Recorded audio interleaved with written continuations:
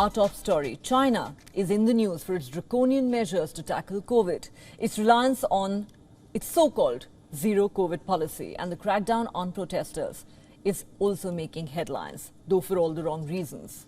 The West is now concerned about something more serious. The dragon no longer wants to remain hidden. Slowly but surely, Beijing is bolstering its military prowess.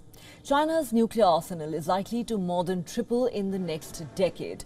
The Pentagon says China would have 1,500 warheads by 2035.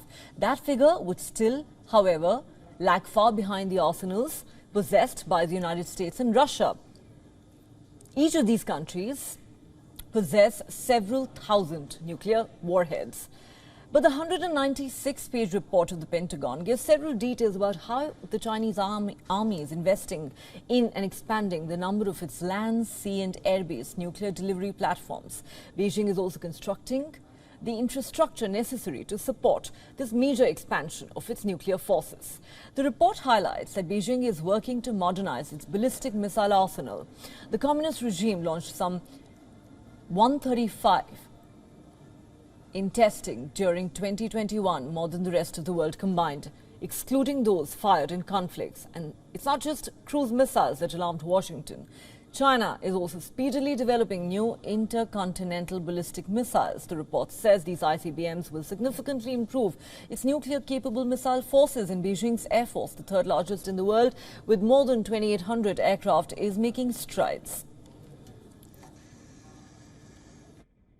The report plays a vital role in informing our understanding of our pacing challenge, and it shows again why the National Defense Strategy is laser-focused on the right issues and on the operational concepts, capabilities, and resources we need today and into the future.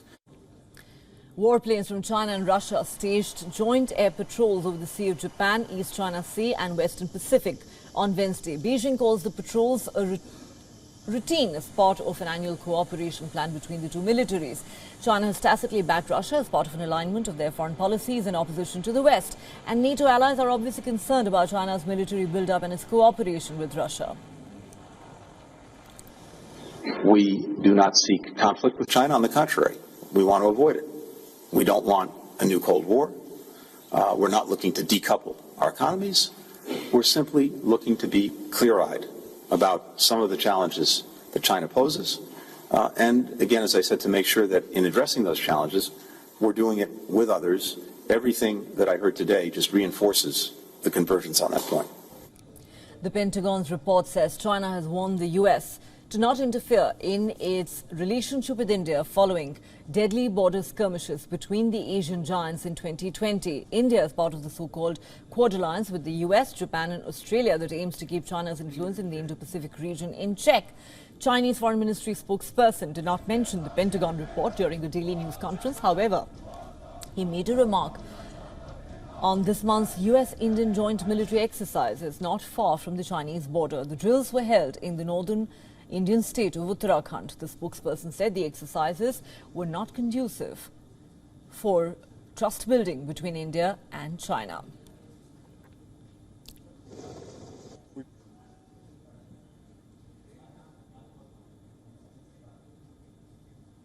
For more on this story, we're now joined by Peter Kuznick. He is the director of the Nuclear Studies Institute at the American University in Washington, D.C.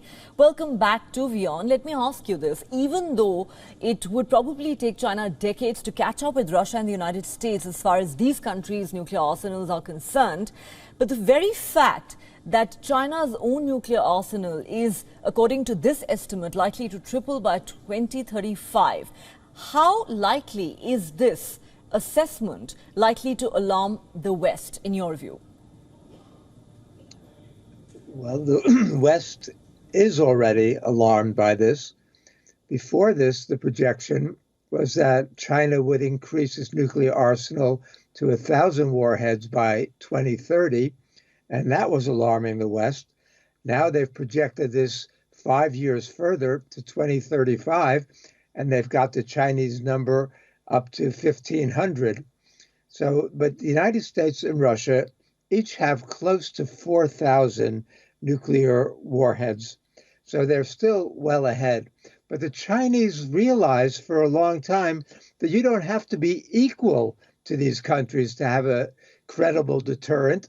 They, for a long time, held to the idea that even 200 nuclear weapons would be enough to destroy another country. So this is simply assuring the effectiveness of their nuclear deterrent.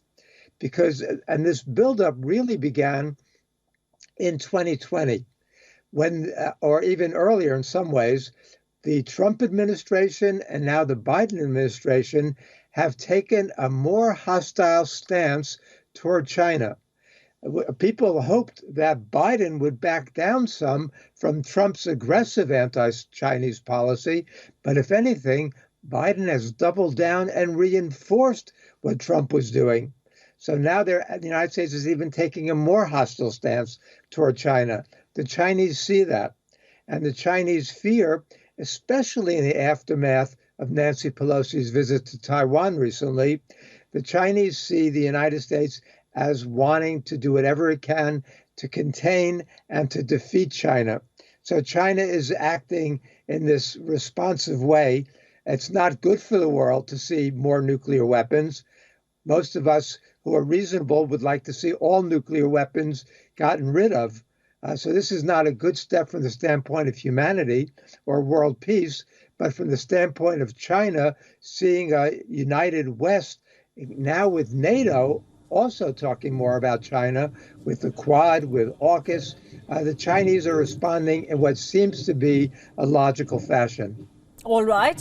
You think President Biden is, in a sense, doubling down in his aggression towards China. But now, according to this particular report that we're quoting by the Pentagon, not only is China increasing its nuclear stockpile, it's also improving its delivery vehicles. Also, let's not forget, the United States and Russia are sitting on stockpiles of more than 5,500 nuclear warheads. And now China is set to increase its nuclear arsenal as well. You rightly pointed out this is not good for humanity. So earlier I asked you how alarmed should the West be, but perhaps the larger question is how alarmed should the world be? The world should be very alarmed. We just celebrated or commemorated, more accurately, the 60th anniversary of the Cuban Missile Crisis. Our species does not learn the lessons. Rather than doing what we should have done, what Khrushchev and Kennedy tried to do in the aftermath of that crisis, understanding how dangerous things have become, and that once a crisis like that develops, there is no way to maintain control, they both wanted to eliminate nuclear weapons. But we haven't gone exactly the opposite direction, because in the mid-'80s, there were 70,000 nuclear weapons in the world. Now we're down to about 13, 14,000. That's still enough to destroy all life on the planet several times over. So, I mean, we've had this death wish as a species for a long time. China has always been a moderating, not always been.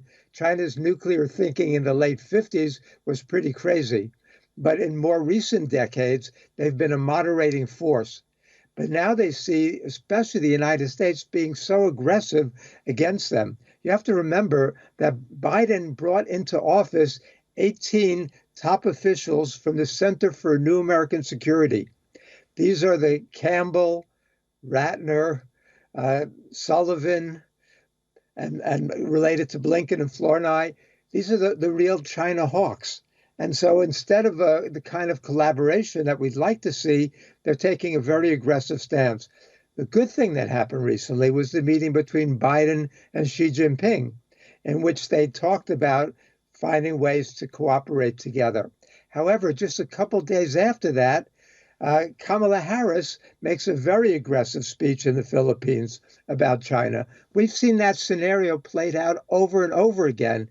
Remember, after Stalin died in 1953, Russian leaders held out an olive branch to the United States. And after 6 weeks, Eisenhower made a great speech, effectively a speech calling for world peace, that the Soviets published, reprinted all over Russia. 2 days later, Secretary of State John Foster Dulles makes a speech accusing the Soviets of world conquest.